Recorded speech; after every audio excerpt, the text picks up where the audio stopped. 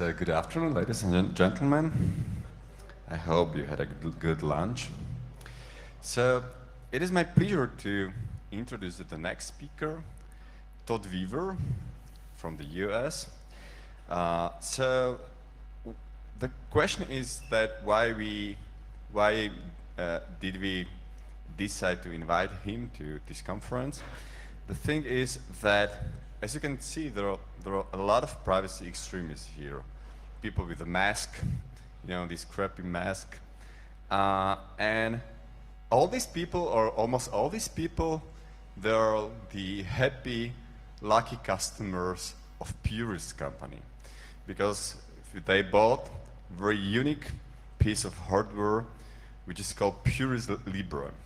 Even me, I bought this hardware like maybe 1 year ago, and I was so surprised that it's still possible to build like really super secure hardware. Like, for example, this hardware has a physical switch, so we can easily switch off Bluetooth, Wi-Fi, microphone, camera. And also, it consists of multiple open hardware components. Instead of BIOS, it uses core boot. So it has a lot of great features, and I think Todd will tell you much more about this cool project and cool hardware. Welcome, Todd. Thank you.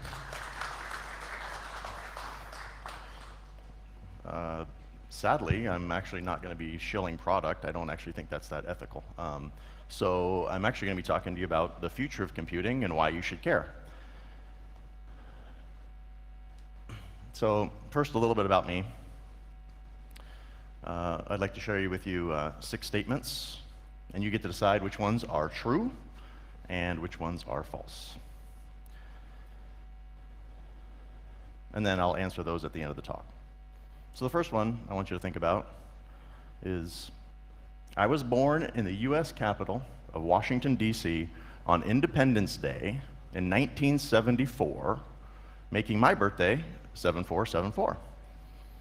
Number 2, I've been a digital civil rights activist since 1995. Number 3, I played bass guitar for a decade or so in a punk rock band I joined in 2003. Number 4, I built, wrote, and deployed over 250,000 GNU-based hardware media players in 2005. Number 5, I started the first online cable company in 2007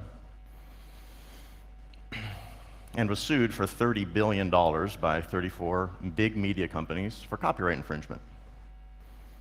Number 6, I founded the first social purpose technology company called Purism in 2014. There's a clue to that one. I'll be curious which ones you think are true and which ones are false. Now I'm going to inject some quotes into this talk for no other reason than people like quotes, such as this one. It took me more than 3 weeks to prepare for this impromptu speech. In this talk, I would like to discuss the future of computing and why you should care. If you came to hear me talk about our products, software, services, I usually don't do that. But since they gave me an abundance of time, and I can't fill all that time, you can grill me afterwards with questions, and you can find me afterwards, and I'd be happy to show you what we're up to. So this talk is about the future of computing and why you should care. And let me begin by saying something is wrong with our digital world. Something basic, something is rotten to the core. I want to talk to you about what that is, how it came to be, and why we must change it. Here's another great quote. A person who won't care has no advantage over one who doesn't care. This talk comes in 3 parts.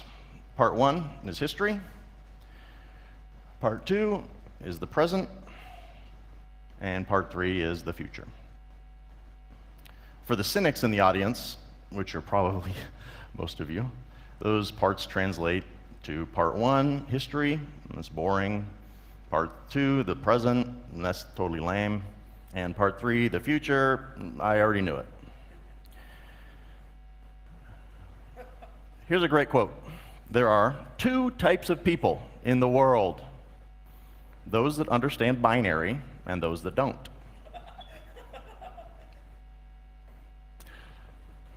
Part 1, history. The history of the mistreatment of our digital civil rights. Big tech companies that abuse people, like Apple, Google, Facebook, Microsoft, to name a few, are based in the US. Therefore, I will describe to you the history from that legal framework. It's the one that brought you the exploitation of humanity, so I'm going to talk about it from that perspective. Some things you need to understand. The first is that governments, like them or not, write the rules of the game that society plays. The second, there are always rules, and right now, governments, influenced by big tech, are writing those rules. Third, if you are somebody who wants no rules whatsoever, you will quickly realize that rules will be written that govern you without your involvement. So my sage advice to you is write the rules. Let's write the rules that we want to see in an ethical society that respects freedoms and liberties. What do you call the dumbest person who passes the bar exam? A lawyer. Nearly everybody discussing the vacuous big tech, Apple, Facebook, Google, Microsoft, and all tech corps, abuse our digital civil rights. But everybody is missing the larger and more menacing issue. It's because it's at the core of their business. It's backed by governmental laws. It will not get better unless one of 3 things happen. 1, government regulation that is ethical for society. Business models change to something ethical for society. Or people switch to something ethical for society that is not then regulated out of existence. I recommend not trying to avoid government by scurrying from one dark corner to the other, because in many countries we have an opportunity to come out of the dark corners and write the rules. Big tech, Apple, Facebook, Google, Microsoft, right, are just a few of the litany of tech corporations whose business model exploits humanity for their profit. They all suffer from a systemic toxin that discourages personal freedoms and removes any digital civil rights we as society demand. The marketing efforts from big tech will continue to push the agenda of privacy protection because they all fear the day they will be found to be just as guilty as the Facebook Cambridge Analytica debacle. It is only a matter of time before it happens, and these big tech corporations are already starting the marketing to try to differentiate themselves from it. But marketing alone will not remove the poison within their business model that is the mistreatment of society. Now, a minor disclaimer, and this minor plug, because you may be asking, but you're a company. Actually, no, we're a social purpose corporation. And that's just not a series of buzzwords. That's actually a legal registration of a business that carries with it significant importance. It's the reason we have a strong depth of credibility. It's the reason we can influence change for the better with solid legal footing. It's the reason we can't ever exploit people for profit. It's the reason we are unlike all big tech, who are formed to strip your digital civil rights in the name of maximizing shareholder value. There was a recent article in Inc. magazine about us, and it said, Purism is what is called a social purpose corporation, which allows a business to prioritize social objectives over fiduciary duties. So I'm just going to elaborate on that point. All corporations, like Apple, Facebook, Microsoft, Google, and all tech giants, have a single goal: maximize shareholder value. That's it. That's the only goal. But it's actually not just a goal. Under eBay versus Newman, a lawsuit setting legal precedent stating the law makes it literally malfeasance for a corporation not to do everything it legally can to maximize its profits. So you can imagine, given the choice of making $1 by exploiting people or opting to treat people ethically, the corporation must exploit people for the dollar.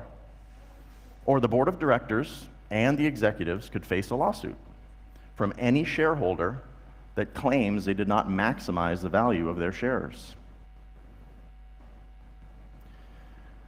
The regulations at the foundation of big tech are forcing the exploitation of our digital civil rights.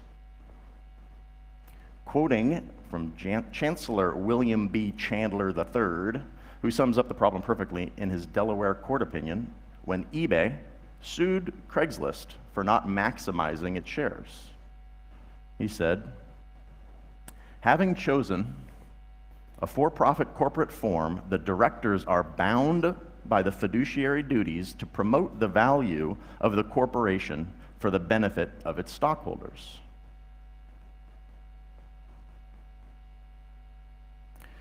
We have centuries of legal precedent in the physical world, advanced by science and society, guiding our moral compass: trespassing laws, freedom of speech, privacy rights, protection against personal harm and abuse. We have no digital civil rights. Big tech trespasses on your data. Big tech restricts speech. Big tech obliterates privacy entirely. Big tech exploits people, causes harm, and inflicts abuse on our society. If somebody approached your bedroom window from outside, put a camera up, and started recording, you would immediately call the authorities, report the numerous laws broken, the case would be opened, arrests could be made, charges could be pressed, trials could ensue, criminals could go to jail. Or, depending on where you live, you may have just brought out a shotgun in the beginning. But in the digital world, none of that exists. You are forced to leak far more details than a camera in your bedroom window would share. And you are forced to leak that personal data from your phone all the time, like the wake of a ship, right, to be scooped up by big tech or any governments that have influence over them.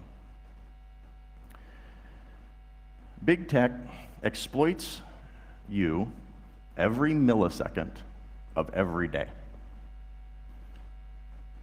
All future government regulation will be influenced, funded, and lobbied by big tech.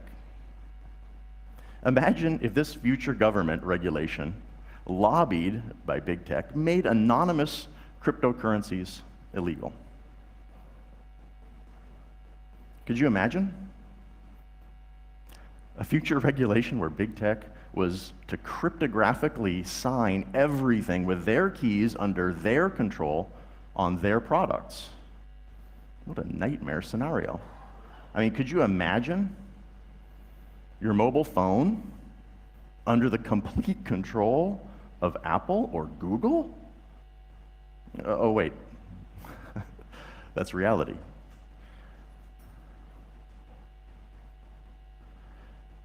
I wish there was a social purpose company building a convenient, ethical phone to compete against big tech. You know, one that wasn't Android or iOS. You know, a phone that used secure hardware combined with freedom-respecting software, including services that defended our liberties. I'm trying to think of what social purpose company that could be. This is where I insert a subliminal message.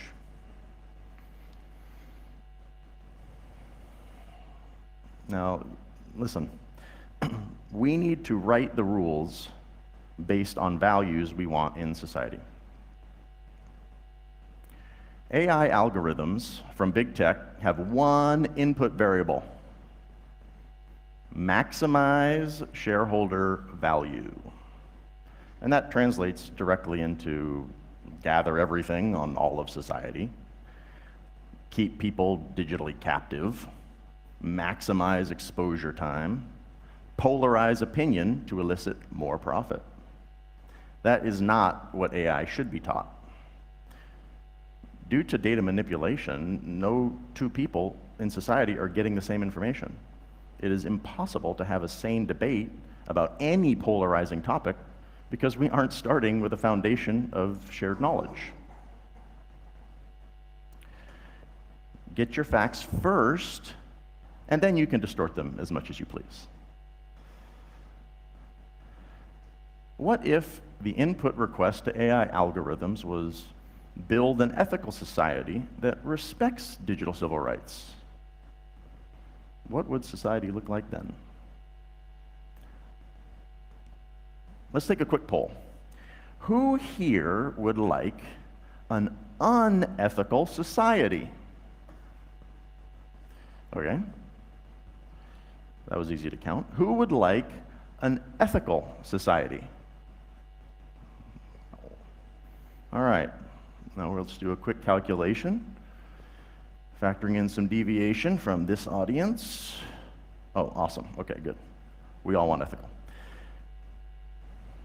Maximizing shareholder value in a society that has no digital civil rights guarantees exploitation of that society. Now, who wrote that? Oh, wait, that was me. Why did we let this happen? How did we let this happen? I know why. Because it's convenient to give up control.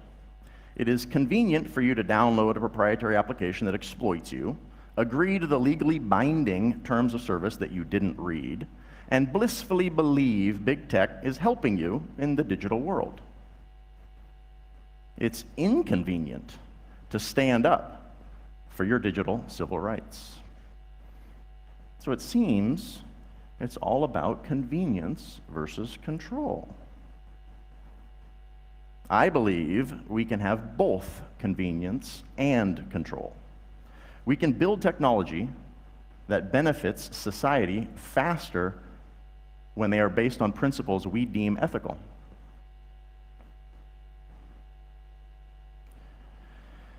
Society's technology genius is not lagging behind. Our moral genius is. I wish there was a social purpose company building convenient ethical products that compete against big tech. Insert subliminal message here.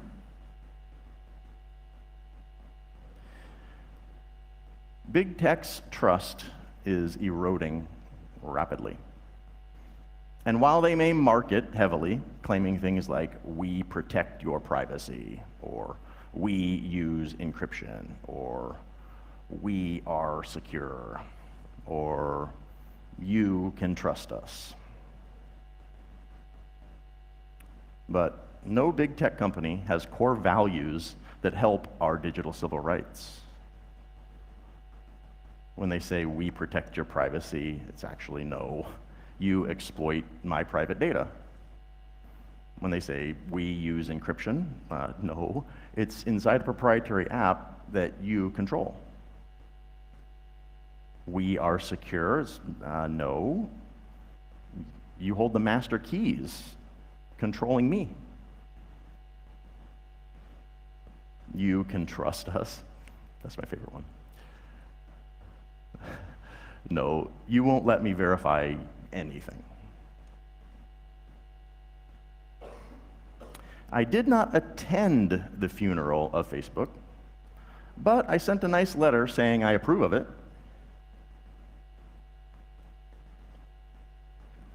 Part 2, the present. You'll be happy to know these other parts are not as long as that first part. Currently, big tech is maximizing shareholder value without values. The products, software, and services offered by big tech will continue to mistreat people unless we can establish what digital civil rights are and change society for the better. Then, We advocate, regulate, and build products that adhere to those digital civil rights. It is curious that physical courage should be so common in the world and moral courage so rare. I believe there are 5 fundamental digital civil rights. The right to change providers, the right to protect personal data, the right to verify, the right to be forgotten, and the right to access. These are what I call the purest principles. Number 1, the right to change providers. If a person wants to change a service provider, they can easily move to another. Right? It's just basically decentralized services. Number 2, the right to protect personal data. A person owns and controls their own master keys to encrypt all data and communication. Nobody else. That's user-controlled encryption. The right to verify. Society has the freedom to inspect the source code of all software used and can run it as they wish for any purpose. That's Free Software Foundation's software freedom. The right to be forgotten.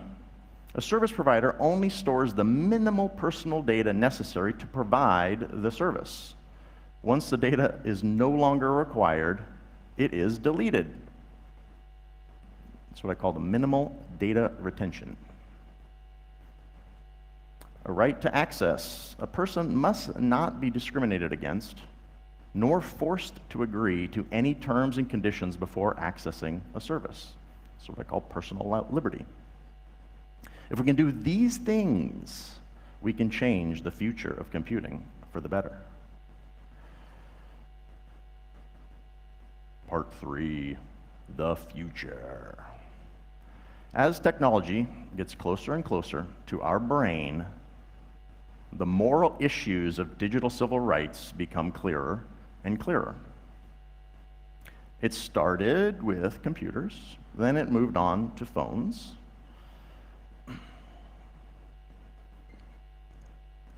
That you always have on you or near you with millisecond leakage of personal data that's beyond human comprehension. But those are just the beginnings of the tsunami wave coming.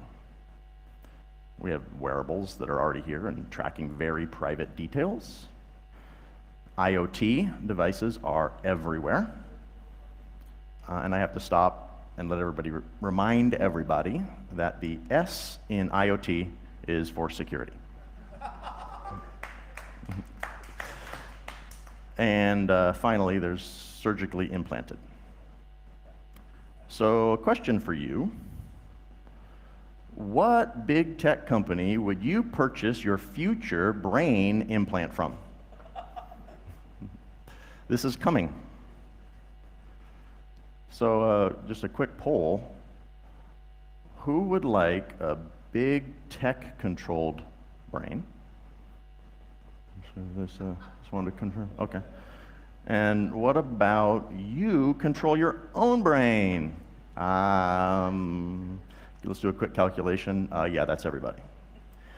Knowing the severity of your technical decisions and your understanding of this importance of ethical technology, it's a wonder why unethical big tech is still big.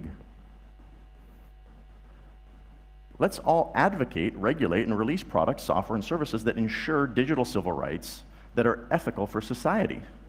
If we do that, we can advance technology that is rooted in ethical values. And rather than fear what may be coming from big tech, we will welcome our own advancements with open arms and open minds from our ethical, socially responsible technology organizations. I believe we can change the future of computing for the better. Oh, and to answer those 6 statements from the beginning as either true or false. Number 1, I was born in the U.S. capital, Washington, D.C., on Independence Day in 1974, making my birthday 7474. That is true. Which also tells you how old I am. I have been a digital civil rights activist since 1995. It's true. I played bass guitar for a decade in a punk rock band I joined in 2003. It's also true.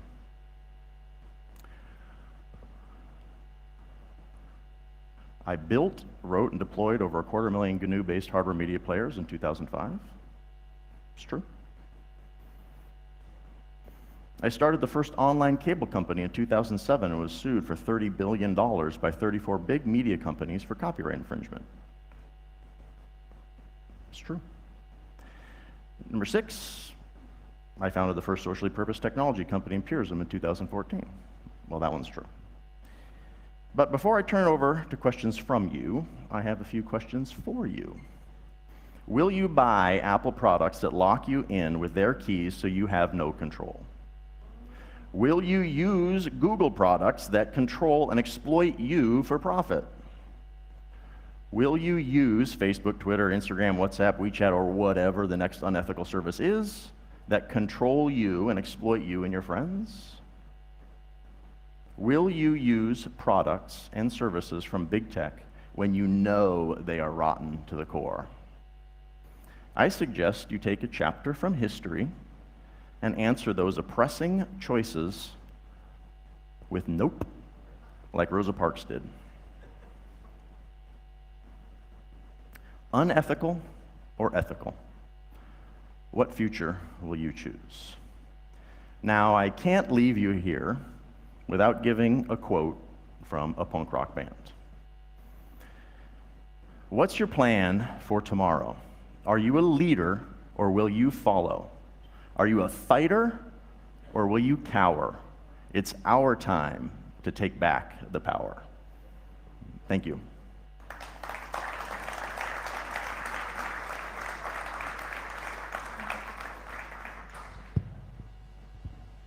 Thanks a lot for your presentation. I think there will be a lot of questions, so raise your hand and ask. Okay, the first one. 2D processor architecture your company is offering. Have you ever thought about using, for example, some exotic CPU architecture, which is maybe not open source, but you don't get hacked by NSA, but instead of Russians, like Elbrus processors, which are pretty capable, but they are not far and common. So. Yeah, so the question is basically what are the CPU choices that are there and what are we looking to do? So in our laptops we use Intel, but it has a management engine. What we do is we disable the management engine and make sure that it's not running. So we get very, very, very farther than anybody else with regard to freedoms about laptops. On the phone that we're coming out with, the Librem 5, that's running an IMX 8M CPU, and that means it has no binaries at all, and no software updates that are anything other than free software. So it's a completely ethical hardware choice. We also are going to be releasing the schematics, so you can actually compare the schematics against the hardware to verify that the hardware has nothing in it that is not expected. But you're probably bringing up things like RISC-V and the future CPU architectures, and they're just not yet prime time. They can be for smaller IoT devices or things that are like routers, but as far as a device that has interaction with a person, it's not there yet. And so we're going to continue to follow that, and we'll evaluate RISC-V when it is mainstream or available for us. I have a question. You spoke a lot about freedom and just giving the people the power, but it seems to me it seems very similar to problems of like going to a store which buys coffee from like Africa, where they buy it from people who take money from. It's like similar to food, to organic food, to more expensive. So do you have any plan like how should we, or how should you, or how is it going to be pushed to all the people? Because the phone is $600, the computer is $1,300, and you can get a phone for €1 here, and you will most of the 95% of people will just go and get their phone anywhere. And so do you have any idea of how to push this? Okay, let's not say in 5 years, 10, maybe 20 years, how this should be done to deploy to more than hackers and as people who can have money to buy these phones. Yes. So it's all about leverage. So one of the things that has always historically been the case is in the supply chain, nobody has ever pushed for freedoms or liberties. So as purism grows, our social purpose can be advanced, and we already are influencing the supply chain. As a matter of fact, when I have supply chain conversation, I advance to say you must release all the source code before I'm going to purchase your product. And you can imagine money talks with suppliers. So I can actually influence change. And then I can influence change beyond things that are just freedom with hardware or freedom with software. We can actually say, where would we like to manufacture our phone? Is there an area that we'd like to manufacture it over another area because of human rights? And so those are all things that we can influence change because we have leverage, and that leverage is going to be used for good purpose because that's part of our articles of incorporation. So it's going to be, in some cases, very rapid, right? As an example, when our phone comes out, it will be qualify for Respects Your Freedom certification from the Free Software Foundation. That's a gigantic bar if you've ever read the specification of that. And then your next point of your question was about price. Price is also based off of leverage. Now, there's some aspects is that we will not be able to sell a product for $0 or for €1, because at the end game of that is, of course, you're the product and you're just giving up your data over time. But that doesn't mean that economies of scale don't come into play when we are purchasing product. So right now, it's very expensive for me to manufacture a laptop or a phone that respects your freedoms. But as more and more people, and it's clear from how many people are interested in our phone even before it's out, is going to make it where we can lower those prices. But that's probably going to be a couple of years out. It has to be, different revisions of hardware. As you can imagine, that takes time. But it is certainly something that's addressable by having leverage. Why would people choose this phone? What is the leverage of the phone? How? It's more philosophical. How do we push people to even think about their security, even care for their data? Because when I'm looking at people, my mother, my friends, my wife, they don't care. They just, I don't care if anybody spies. I don't care. And I'm telling you send me these photos. Do you want anybody to see them? And she's like, oh. And you send your bank's data, and then they go how do we do this? Yep, I understand the question. And again, it's convenience and control. So what happens is the reason that society just is well, I'm going to use this product is because it's convenient. However, there's an overwhelming pendulum swing back to the center of awareness that big tech is exploiting people. But what they will usually do is try and rationalize that because they need to have a convenient product. So what we're doing, and what I recommend to anybody, is make convenient products that are ethical. And then we can actually just simply hand somebody a phone, right? It doesn't have to be a long diatribe about digital civil rights and why those are so important. They can just simply use a product and support that product that are advancing the technology and the ethical beliefs that we have in society. So it's about convenience and control. Yeah, I would like to add that, for example, a good marketing strategy in case of food is fair trade. So maybe you should think about fair privacy, fair computers, yes, fair smartphones, something like that, because I think it will really promote the real value of of your stuff. Okay, anyway, I have a question, technical question. Many people from hardware, or many people from hackers community, they have problems using phones just because they have proprietary GSM baseband.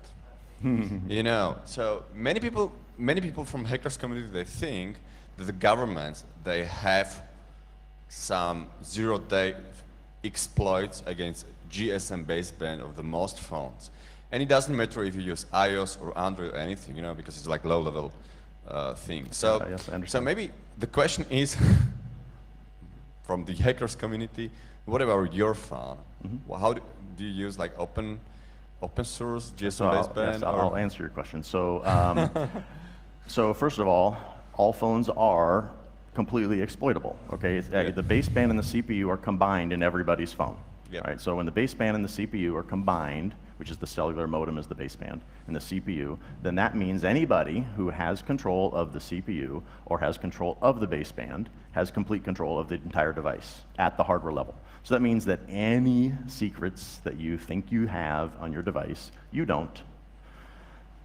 So what that means is, what are we doing to solve that issue? Well, first of all, we have this really cool thing that's called the hardware kill switch that actually severs the circuit of the baseband. That's pretty awesome. But we also take it one step deeper than that, because we separate the baseband, the cellular modem, from the CPU. And it's actually a module. You can actually open up the phone, remove the module that is the baseband, and put in a different one if you wanted to. So by having proper separation, which means we can have proper isolation, and then you can have your rights respected. The other piece that's really important about that, because you brought up, you know, who can infiltrate into a device. Well, of course, all ISPs can infiltrate into a device on current phones. On our phone, they're a dumb pipe, and they're used over the dumb pipe connection to the CPU, which means they're providing you data or audio service for your phone. They have no additional access. The software update is actually, if you want to do a software update, then you are pulling in the software. It's not being forced upon you. So that's where CPU and baseband separation is really important from a rights perspective. Now, it wasn't some malicious intent originally, it's actually just economies of scale. It costs less to fabricate a single tin can that has a CPU and baseband in it. So it costs us more to separate them, but that's the ethical approach to make it where service providers are only dumb pipes, and that's exactly what they should be. Okay, and another question, many privacy-aware people, they use like Black Phone, you know, the project Black Phone. So if you can summarize the competitive advantage of Purist phone compared to Black Phone, what are these advantages? Okay, these ones, you have just mentioned probably one. I think I just mentioned almost all of them. So the fact Okay. that we release a schematic, the fact that all the hardware is available to evaluate, the fact that all of the software is free software, so the source code's available. We utilize reproducible builds, so you can actually confirm that the source code is actually the proper source code. We have hardware kill switches. We separate the baseband from the CPU. We use a CPU that doesn't require any firmware blobs. We have everything that we have that's software updatable is free software, so the source code's available. I mean, I could go on, but that's plenty, I think. Okay, Yeah. thank you a lot, thank you a lot. Thank you a lot for a comprehensive answer. Yeah. Questions? Oh. Sure. The future that you're proposing somehow implies that individuals have greater control over the cryptographic keys. Absolutely. So can you just talk a little bit around, you know, how you see that coming into play, where they're generated, where they're stored, how we actually engage with them across multiple devices? Yeah, so there's a number of areas to address, but I'll try and hit on a few of them. So the first thing is, if users control their own identity, which means the devices that they have, which you can then carry that forward to a brain implant, right, is that you need to control the keys, and where that's stored needs to be something that you also control, meaning a hardware secure token, right? So if you want to generate a key and load it into a hardware secure token that you control, then you can also make backups of it on devices you control, which can actually just simply be a USB drive you put in a safe. So making sure that you have hardware tokens that are completely, the hardware itself is released under free hardware licenses, and then the software itself is also released under free software licenses, which means then third parties can verify that that device is not compromised by anybody else. So hardware secure tokens are great, but they have to be done with the full stack, right? If you're just buying a hardware secure token and trusting the entity who's shipping it to you and they don't adhere to those values, then you just really didn't solve anything. You just sort of naively believed you were being protected. So where things need to be stored, there are a lot of effort to be put into sharding, which is just an awesome word. So to separate out your private key in backup across different ways, but then, you know, there's a number of options that are coming out. In the end result is that you need to have the hardware that's secured, where it's also available for verification, and the software that's secured and is available for verification. Yeah, my question is about the hardware. So let's say that, here. Oh, yeah, So excellent. let's say that I'm worried about hardware backdoors, so I buy your phone. Mm-hmm. When I get your phone, how do I verify that the hardware is doing what it's supposed to do? Yeah, excellent question. So a few things. Right now we actually have what's called anti-interdiction support, which actually means we will take a high-resolution photo of the device, the motherboard of the device, and then ship you, actually we have what's called a Librem key, which is a hardware secure token, and we can actually generate on the secure key signature, and we can insert it in the device, laptop or phone, and then cryptographically sign onto that key the state of that device. And then we ship you the key. And then we ship you the device separately. And you actually get it and you plug it in, and if a little green light blinks, you know that it has not been tampered with. And this is actually something you can carry with you forward into other things, meaning you can take your laptop, and if you left it over here next to this sketchy sound guy, he may tamper with it. And what you can do then is you can bring it back and you can plug in your Librem key, and you can see, does it blink green? Then you know it has not been tampered with, any single bit, and you want to measure as deep as you can. So there's ways in which to remove what would be interdiction by cryptographic signatures confirming the hardware. And that means that any modification to the hardware would actually be triggered as a tamper. Okay, thank you. We have another question. Hi, can you say a little bit more about your hardware choice for the Librem key and your opinion on the smart card hardware landscape in general? Yeah, so anything we do with hardware, we advance toward schematic release and then having it where you can confirm that with the hardware that's actually produced. We also are controlling the fabrication lines.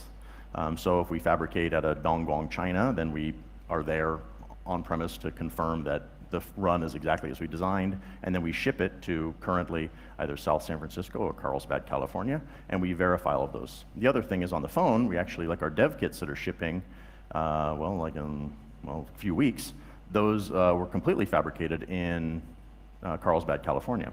So the same with the Nitro key based Librem key. So what we did is we partnered with Nitro Key and then modified their firmware, that's of course also free software, so it's released, and then also modified the hardware to have a little blinking LED if it's green or red, since people like convenience and those are great colors.